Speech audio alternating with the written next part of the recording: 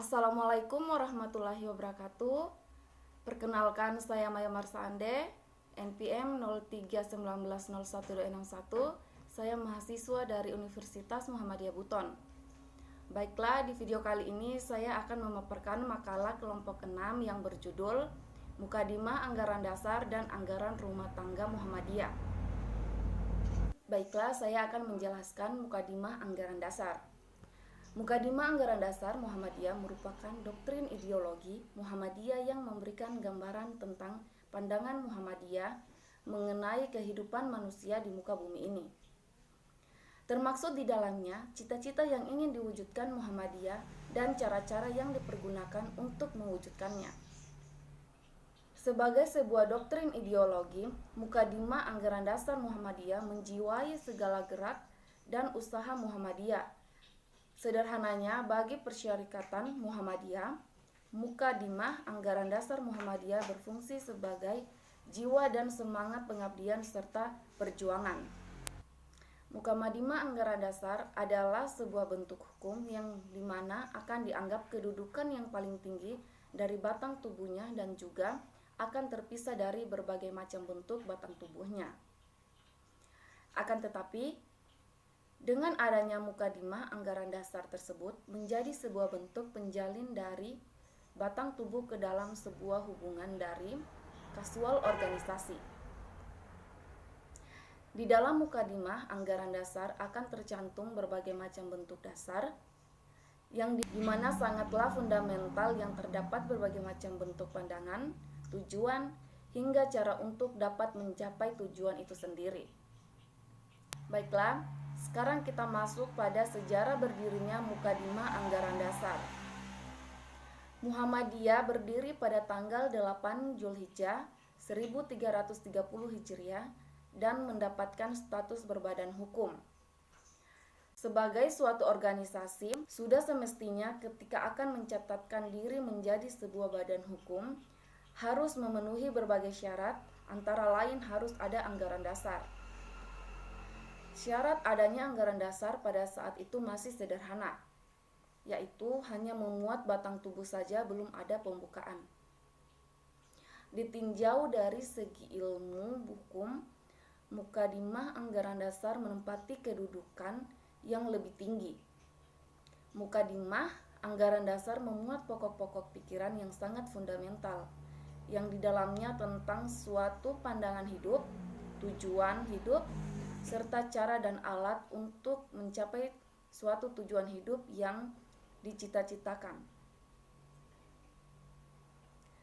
Perumusan Mukadimah Anggaran Dasar Muhammadiyah baru terrealisasi pada masa Mukadimah di bawah kepemimpinan Ki Bagus Hadikusumo 1941 sampai 1953 setelah melewati 4 periode kepemimpinan. Yang pertama, periode Ki Haji Ahmad Dahlan. Yang kedua, periode Ki Haji Ahmad Ibrahim. Yang ketiga, periode Kiai Haji Hisham. Yang keempat, periode Kiai Haji Mas Mansur. Selanjutnya kita masuk pada sejarah perumusan Mukadimah Anggaran Dasar Muhammadiyah. Mukadimah Anggaran Dasar Muhammadiyah disusun dan dirumuskan oleh Ki Bagus Hadikusumo sebagai hasil penyorotan dan pengungkapan kembali terhadap pokok-pokok pikiran yang disajikan, dasar, amal usaha dan perjuangan Kiai Ahmad Dahlan dengan menggunakan wadah persyarikatan Muhammadiyah. Dengan adanya perubahan zaman era pergantian figur pimpinan di suatu pihak serta pengaruh-pengaruh luar yang semakin kuat dan bersinggungan dengan gerak dan perkembangan masyarakat, termaksud juga di dalamnya mengakibatkan adanya ketidakpastian dan kekaburan terhadap cita-cita perjuangan Muhammadiyah. Kenyataan ini yang mendorong Ki Bagus Hadikusumo untuk menyoroti dan mengungkap kembali terhadap pokok-pokok pikiran Kiai Haji Ahmad Dahlan. Ki Bagus Hadikusumo yang masa mudanya bernama Raden Hidayat menjabat sebagai Ketua Umum Pimpinan Pusat Muhammadiyah dari tahun 1942 hingga tahun. Mukadimah Anggaran Dasar Muhammadiyah disusun secara formal setelah Muhammadiyah melancarkan aktivitas dan usaha selama 38 tahun. Tetapi bukan berarti sebelum itu Muhammadiyah belum memiliki jiwa semangat dan nafsu perjuangan secara pasti.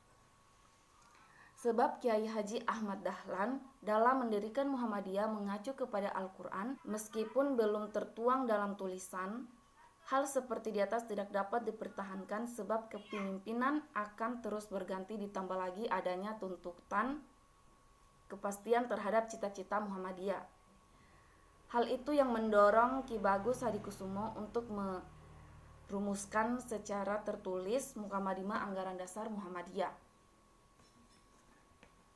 Hasil rumusan Ki Bagus pertama kali diperkenalkan dalam Muktamara Darurat tahun 1946 di Yogyakarta.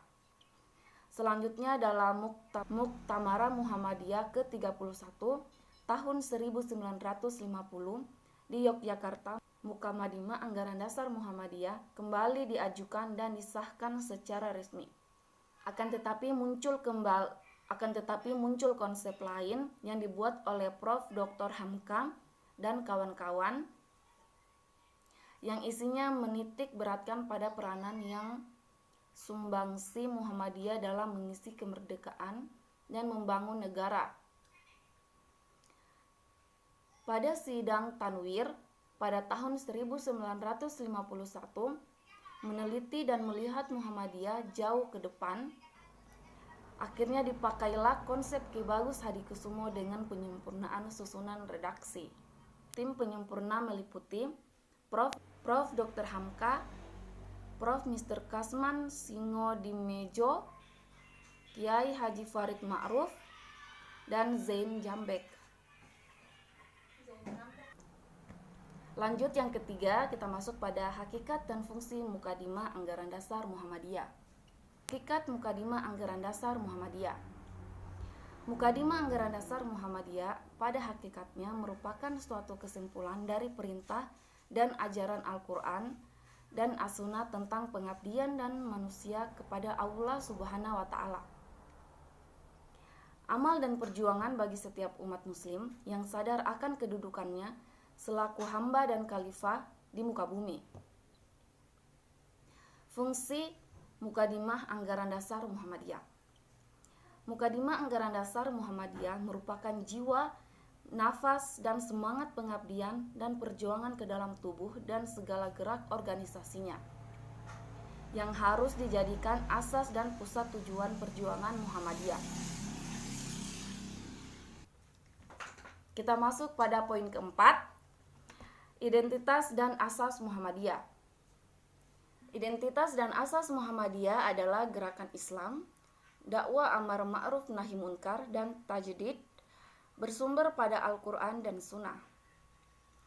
Asas Nabi Muhammad adalah Islam, sedangkan maksud dan tujuannya adalah menegakkan dan menjunjung tinggi agama Islam dalam mencapai maksud dan tujuan serta mewujudkan misi yang ideal tersebut. Muhammadiyah melakukan usaha-usaha yang bersifat pokok, yang kemudian diwujudkan dalam amal usaha, program, dan kegiatan. Langkah-langkah dakwah dan tajdid Muhammadiyah tersebut tercermin dalam kepeloporan mendirikan sekolah Islam modern, pelayanan kesehatan dan kesejahteraan dengan mendirikan sekolah Islam yang modern seperti saat ini,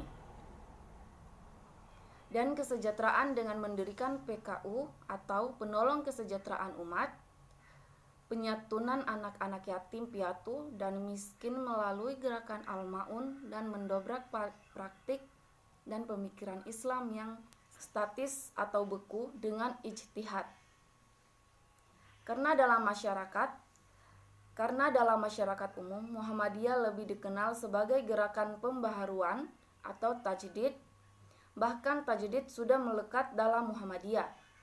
Karena kepeloporan dalam pembaharuan itu, maka Muhammadiyah dikenal sebagai reformisme atau lebih ke modernisasi Islam.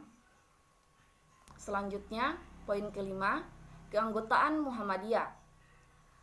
Anggota Muhammadiyah terdiri atas yang pertama, anggota biasa ialah warga negara Indonesia beragama Islam.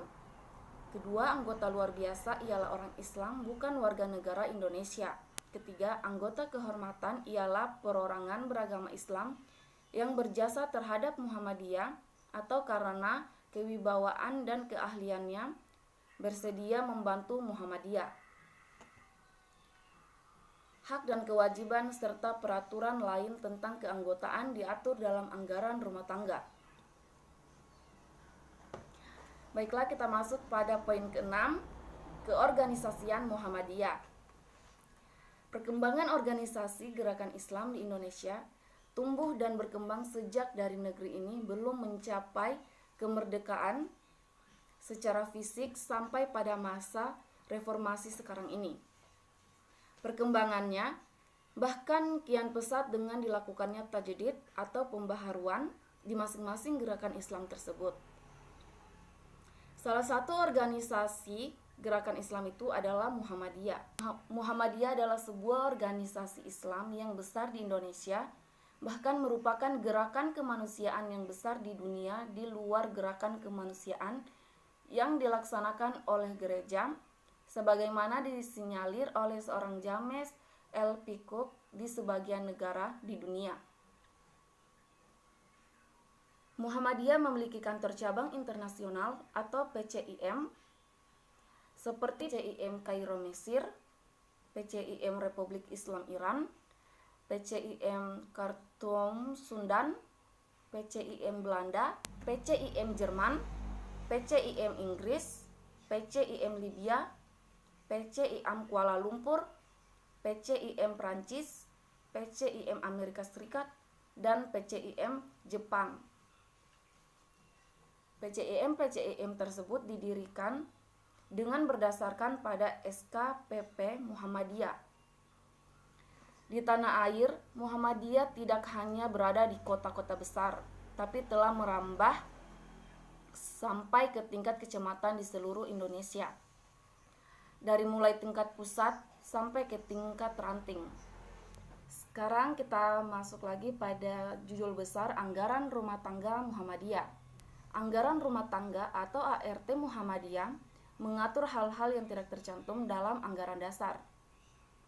Hal-hal yang tidak tercantum tersebut adalah pembubaran, perubahan anggaran dasar, dan penutup. Terima kasih, mungkin ini saja yang dapat saya paparkan dari makalah kami. Lebih dan kurangnya mohon dimaafkan. Saya akhiri dengan ucapan wabillahi taufiq wal hidayah. Wassalamualaikum warahmatullahi wabarakatuh.